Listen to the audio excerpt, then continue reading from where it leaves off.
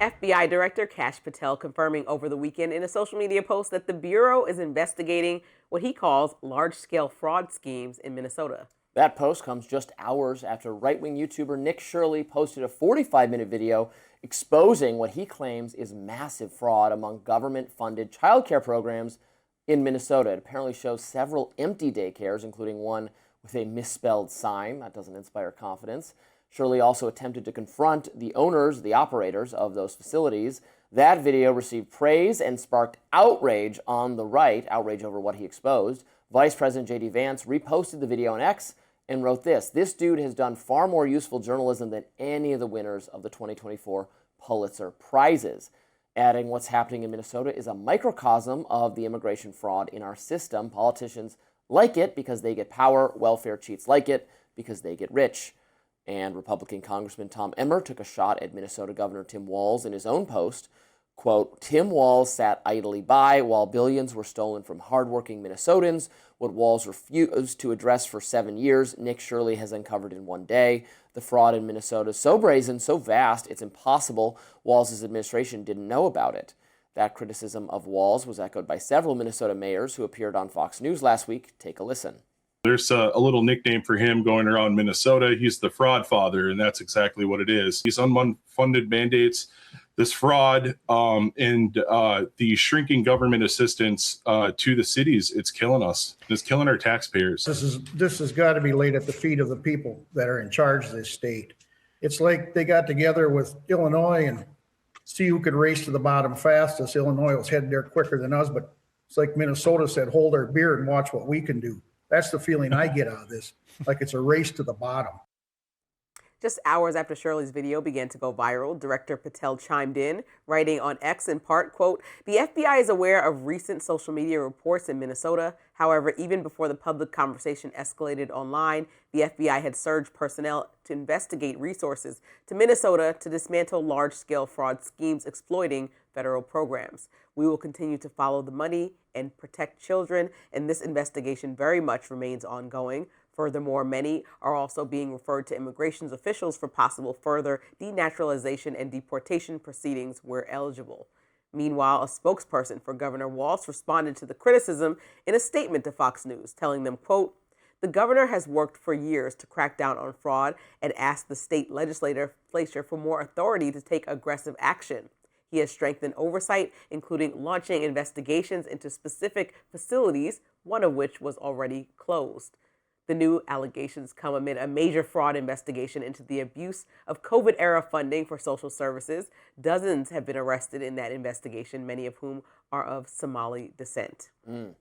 So I watched this YouTube video by Nick Shirley. It's very impressive. He goes to multiple of these daycare centers that received state funding, and they're not operating. There is no children enrolled in them, that as far as he can tell. The people he interacts with who work there are very evasive as soon as they realize what's going on. They're like, oh wait, we don't know anything.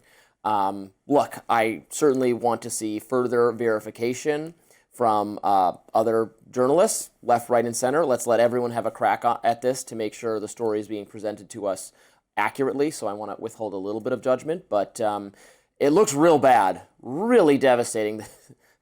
Misspelling on the sign is not a good thing. No children, and he proceeds like, I would like to enroll my child. How do I do that? And everyone's like, what? They didn't have an answer for him. There's no children. Look, I didn't like the Leering Center sign either, with no N for learning. So I thought that was ridiculous for a learning center, whether it was active or inactive. That's not appropriate.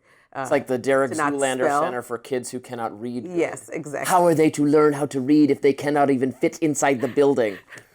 Great scene. Okay, so I don't think that, I think, like you said, we have to proceed with caution because while I appreciate a YouTuber and somebody who's a self-proclaimed journalist, or whether he studied journalism or however, it doesn't make you the good journalist. I don't care whether the he studied active reporting or not. and the act of being in the field and vetting of sources and making sure that he pursues some of these daycare centers or entities and ties them directly to the funds that he's saying they have.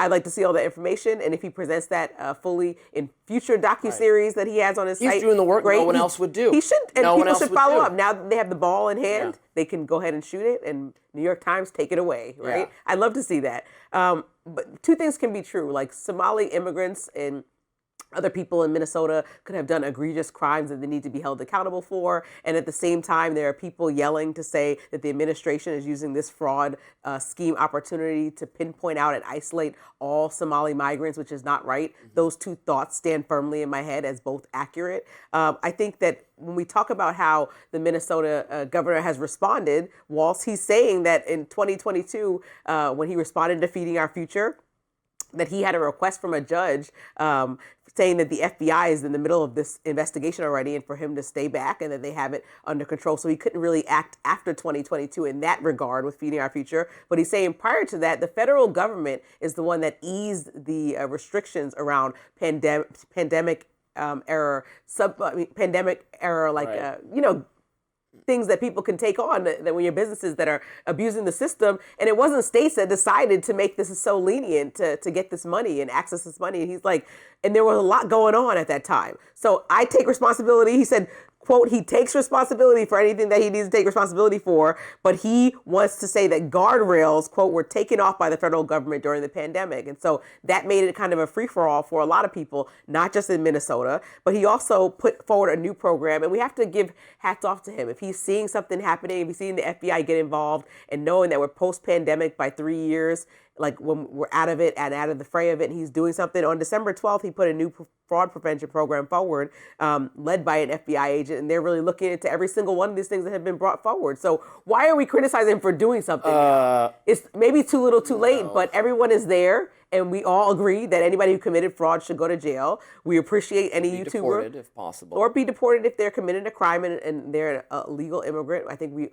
most people agree that if you're committing a crime outside of coming to the country, you should probably get out of the country. So I agree with you on your earlier point that I don't want to stigmatize an entire community. Anyone who broke the law should be prosecuted, should be forced to give the money back, should be sent out of the country if that's applicable. I agreed with what you said about, but racism is bad. You can't just blame everyone because they happen to have a resembling skin color of people who committed crimes. No issue there.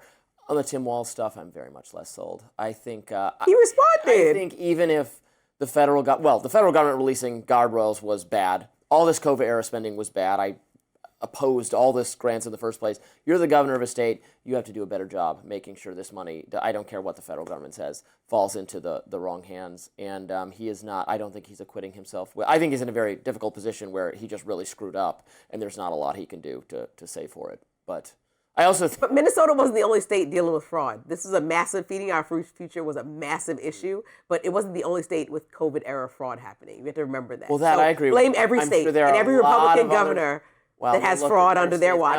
And they should face the consequences too, but I bet we're going to find in a lot of blue states. Blue, blue, blue. Up next, President Trump is expressing confidence that a peace deal to end the Russia-Ukraine war could be imminent. Don't go anywhere.